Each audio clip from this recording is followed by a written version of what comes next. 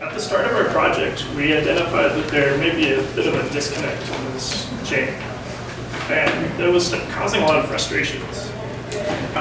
Our impression at the start of the project was that both sides of the company, both corporate and the projects, or the programs, felt that the other was kind of responsible for these issues in communication. But through discussion and a lot of trial and error and talking with each other, we came to the realization that this problem is a lot more nuanced and responsibility for this cannot be placed on the shoulders of any one side of the company, and really it shouldn't be.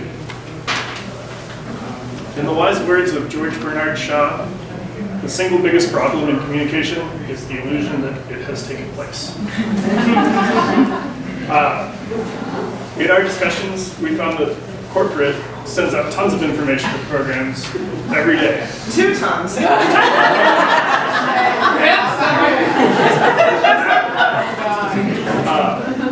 In lots of different forms, and it assumes that the messages are received. However, the programs who have limited time and access to this information feel that the messages are not consistently received, and many of that may be largely due to barriers that corporate is unaware of because of their distance from the normal work environments within each program. We feel that this breakdown in communication leads to feelings of both frustration on both sides of the company and results in a general reduction in morale and feeling of connection between the corporation and the programs. We believe that addressing these barriers and repairing this disconnect in the last mile of communication will help improve employee morale, engagement, and employee retention throughout the corporation. So, Rita. So I have a proverb to kind of summarize what Chris just said, which you guys may have heard. You can lead a horse to all the water that it needs, but you can't force the horse to drink the water. But what if that horse perceived the water to be cloudy, dirty, or not healthy? This is something that we discovered in our case study, which you'll hear later, where we have realized that communication, team, or leadership do send out information. There are tools for us to use. However, if employees don't see that information relevant, or it's easy access to gain, or if it's easy to access, or if it's relevant to their job, then they're probably not going to take the time to get that information, right? So this leads to the perception that there's lack of transparency from the corporate office. And now Shauna's going to share a story of how a program perceived communication from corporate. At our first meeting, we all spent some time doing icebreakers and sharing details from our DISC profiles in order to get to know each other a little bit better. The room was filled with people from completely different worlds, but we all had one thing in common. We were all telecare employees. There were people from corporate, people from inpatient, people from subacute programs, and people from community-based programs. As we all got to know one another, we started sharing our own stories and struggles from our sites. As we started to share struggles that we were experiencing, we quickly realized the value of communicating with a diverse group of telecare employees. We were able to simply solve some of the problems that came up just by communicating directly with people from different sites. For instance, there was a program that was having problems with Avatar. I know that never happens, but in this case, only one person at the site was able to log on to Avatar at a time. So if someone was in the middle of typing a note, it's really long, and someone else unknowingly logs onto a computer, onto Avatar, that person in the middle of the note gets kicked off and loses that note. And they had just assumed for about a month that this was just how Avatar worked, and they were going to have to deal with it. But luckily, thanks to the Emerging Leaders Program, they were able to talk to Mo from corporate IT and learned that this is not in fact how Avatar is supposed to work. And so they were able to quickly solve this problem just by direct communication. Another revelation that occurred was the rationale for why we started using Chronos. It became apparent that not all sites had the same information. But we did not yet understand why it wasn't getting to all telecare staff equally. These revelations about communication breakdowns led our group to agree that there seemed to be a lack of transparency in telecare. As we narrowed down the specifics of our topic, we came to the conclusion that the feeling of a lack of transparency was not due to information being withheld from us like we had assumed. It was due to a breakdown in the dissemination and access to information. Specifically, we discovered that some information was given to administrators during huddles and other weekly meetings, but not all administrators can always attend those meetings. And sometimes it's not clear what information needs to be disseminated to staff and what information is not necessary to pass along to everybody. And some of the information was disseminated via email or TNET, but people weren't checking this. We wanted to understand why information was not getting to everyone and how to get information to all telecare employees equally in order to reduce the feeling that there's a lack of transparency within telecare. We have thought after each one.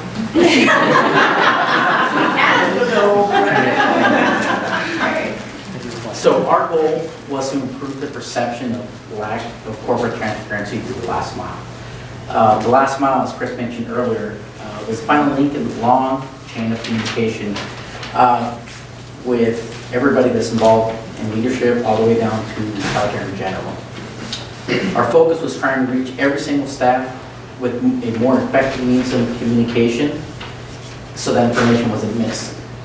We set out to promote ways that we could live our values as telecare more authentically and systematically while improving the results in recruitment and retention. The purpose of telecare is to help people with complex needs realize their full potential. To do that, telecare must continue to exist as an organization, be accountable by ensuring continuity, and managing our growth at a larger scale. The question is, why is this important?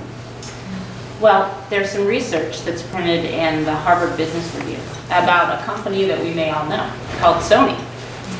Sony wanted to look at their productivity. And so they went to some research about effective communication and how that positively impacts their productivity. And a survey that they used in this article indicated that clear communication from executives and positive employee engagement help to create a healthier corporate environment. Moreover, their findings show that businesses with expanded engagement have more robust profit margins. In a 2007 survey of nearly 90,000 employees worldwide, found that companies with low levels of employee engagement experienced a decline in both operating income and earnings growth. Conversely, companies that had high employee engagement showed an increase in earnings. We might ask, how does that research relate to telecare? Well, as employees, we are all tasked with the job of providing excellent and effective behavioral health care services to our clients. Therefore, any improvements or cultural, any improvements we can make to the culture that helps employees feel grounded and more connected to the culture can only result in better healthcare services for our clients. This is definitely important because we, as a group, came to the realization that communication was an issue for all of the programs. And with that came the presumption that telecare lacked corporate transparency. Of course, given some of the constraints, such as budget, timing, scalability, and the executive leadership's input, we discovered that the lack of communication was a common theme amongst our corporate and our community programs. Lisa can share some of the assumptions that we encountered throughout our journey. So our assumptions were not all the information is getting to the employees. Leaders don't know what to communicate to the employees. We also assumed there is a disconnect between programs and corporate. We also assume that staff receive way too much email, they don't read their email, or they have no access to read email. Our approach, we wanted to use a specific target to attempt to reduce the communication problem. Our approach is a case study. Our target, we focused on getting staff information on the new TNet. Why this target? To enable and empower the employees. They can find their updates, their announcements, and write directly from TNet. Our plan to achieve this target, identify the tactics, have a measurable baseline, and deploy the tactics, and then measure again. We formed different groups to tackle this. We had corporate community-based, the PUFs, the CSUs, MHRC, and SNFs. We had announcements on top and a link that would take you to TNet. We had push notifications that were done on UltraPro apps. We had customized fortune cookies, which some of you guys received, and if you open them, you'll find what we had inside of them for all the employees. We had posters and flyers, which myself, I even hung in the bathrooms to communicate with employees. And we even have a scavenger hunt at some of our programs. Thank you, Lisa.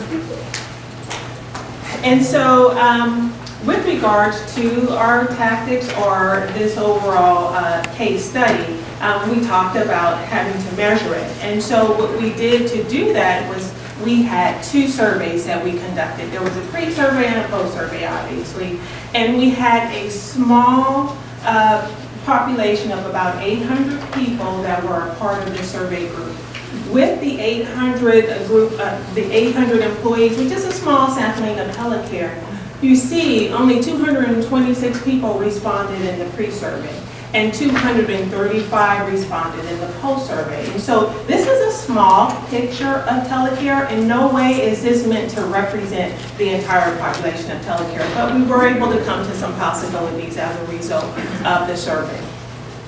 With that being said, Lisa had mentioned that we had several different community types that were represented.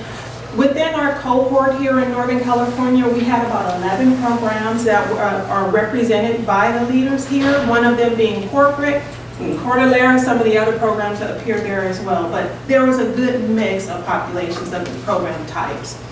The tactics were mentioned earlier by Lisa as far as some of the things we put into play. Some were already in play when the new TNet had gotten introduced by the communications team, that there were some emails that had already gone out. It had already been mentioned on the hub. We also incorporated some tactics that we felt would be helpful in reaching that last mile, really trying to get to the dietary staff, really trying to get to, people who may not interface with clients, and who may not even find interest in, knowing where their email account is, right? So that did prove to be quite difficult because we heard earlier that if people say they don't understand the need for it or don't have the time, they're not going to find much interest in it. And so there were difficulties in even getting people to participate in the survey, as I mentioned earlier. And the other thing I wanted to mention about that is that With regards to the survey itself, I'm sorry you guys may not be able to read this in detail. It's a summary, but in the handout on page 4 or so is the exhaustive survey that we provided to the individuals. And this is the detailed report of how the pre and post survey measured against one another. But here, we just wanted to point out some insights that we had uncovered that we thought would be valuable to share with you. And so, with regards to the first one, it's the survey question number 1, which was basically, have you ever accessed TNET?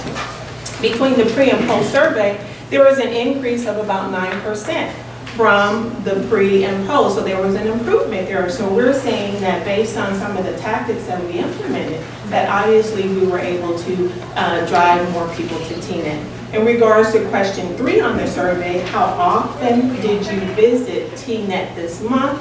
We saw an increase of 17% for those who said at least once. In regards to question 4, what barriers prevent you from doing so if you did not get the opportunity to visit TNET?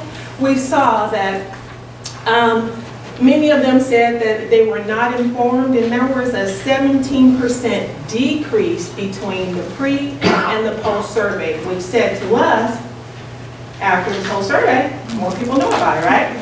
And then in regards to question number 7 on the survey is, I'm sorry, I meant to point out too, in that same question regarding barriers, that we heard earlier, that employees say that either they don't have time or they don't see the need for accessing TNET. And we wanted to point out the number of people who responded to that was one of the questions where people responded the highest, saying that 68% of them didn't have the time or didn't have the need, and there was basically about a 4% difference between the pre and post survey. So it's a key indicator of what people are thinking as far as the value of TNET. In addition to that, question 7 is, have you read the all news blog? So that is something new with regards to the new TNET. And we saw that there was a 9% increase in regards to that. And last but not least were 2 tactics, one of them being the posters, the second one being top. We saw that there was an increase by using those particular tactics out of the program and using the platform that we already have, which is top, that we can use as a springboard to be able to get more people aware of what may be happening within telecare. And so there was great improvement with that too. I believe that was at about, what is that, a 6% increase. So, giving you this summary here, we will go more into talking about the barriers, and I'll bring up John and Kim to talk about that. So, Rolanda mentioned some of the barriers that the programs encountered in receiving communication from the corporate office. The ones I'm going to touch on briefly are specific to Cordilleras, but our group has let us know that it can be generalized to other programs as well. The first being environmental barriers. At Cordilleras, only one department actually has designated computers for their staff to be able to access email, TNET, and whatnot. Other departments have to share computers or go off the unit to access them. The nursing staff doesn't actually have computers available to them while they are on the 3rd floor of our unit. So to access any information, they would have to leave the unit either in the middle of their shift or the short break times that they're allowed to be able to go and access that information, so it's a little inconvenient for them. Additionally, we don't have any cell phone or Wi-Fi service just because of where the building is located, and then also it's old, the walls are very, very thick, so signals transmit through them very effectively. And then on top of that, even if there was service, cell phones are not allowed on the unit, both for patient and staff safety, and then it's just also not clinically appropriate to have cell phones out around our clients at all times. Thank you, John. And the next is staffing barriers. So this goes to the ratio of clients and staff, and the needs of the clients are many.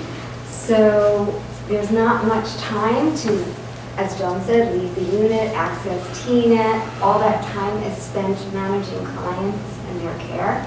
And the next is any downtime that they might have is dedicated to catching up on Reliance trainings, which is really important. And that's not even including any emergencies and crises that happen with clients, which requires debriefings with clients, debriefings with staff.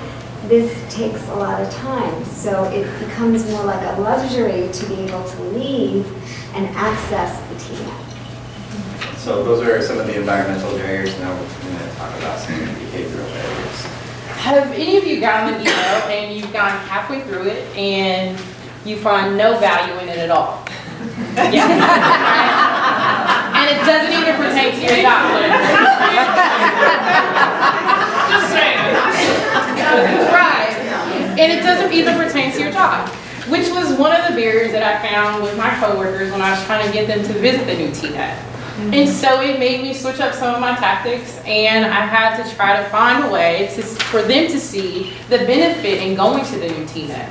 So I sat down individually with each of them and said, hey, I need your help. We're doing this project, and I need you to just follow up and go on the new TNET and see what it's all about. Because there are some benefits to you that you might find easy, accessible to you if you just try it and go on it.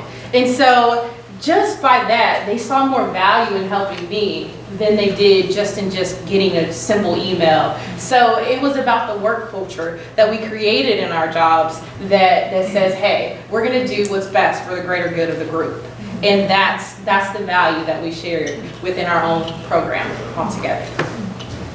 So a lot of what we learned, in addition to the data that we collected, a lot of what we learned actually came from trying to implement these tactics at our program and experiencing kind of firsthand what some of the barriers are.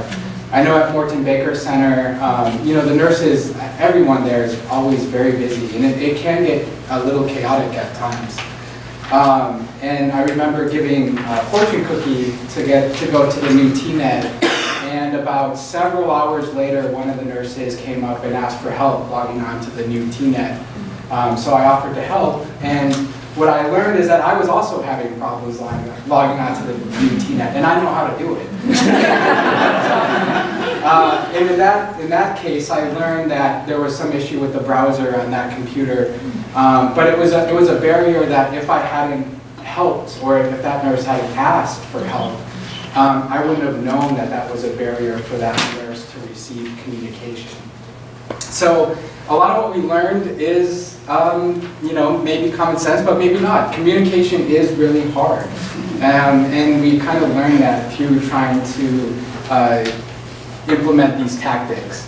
And there are many different types of barriers. As they mentioned, there's environmental barriers, there's behavioral barriers. And that leads to information being sent out, but not always being received. And through this, we learn that there is no real silver bullet. And what we mean by a silver bullet is there's not one tactic that can solve all of it. I think it would include a variety, communication in a variety of ways. One common theme, though, was that working relationships and good rapport make communication better and easier. So really focusing on relationships and good rapport. And that leads to going back to the quote that Chris said in the beginning, going back to George Bernard Shaw, the single biggest problem in communication is the illusion that it has taken place. So some of our ideas to help improve the flow of communication going forward were to have corporate leaders be more transparent when they're going to be visiting the programs. I know at Cordilleras we have an HR generalist that visits regularly. We have a regional manager or director who visits the program regularly. So it would be helpful if we were aware of when they were planning on visiting the program, so we would know that they were going to be available to us to go ask them for any questions or raise any concerns we may have. While they're there, also take some time to go at least check in with the program or department heads, just to let them know that to pass the information along to their staff that they're available to have any questions or concerns brought up to them. And that kind of ties into what we just touched upon with the good rapport, helping ease the flow of communication. If staff are able to put a name and a face together, they're much more likely to read the corporate red emails that are sent out if they can recognize the name from whom it's coming from when they get the email on a daily basis. So as we all know that implementing new technology has its own challenges. If we have access, if we have a general phone number where all employees can call in to access telecare corporation information, and also what about having 5 to 10 minute every shift for all employees to access the internet. Also, telecare it will be great if telecare can bring back a communication officer.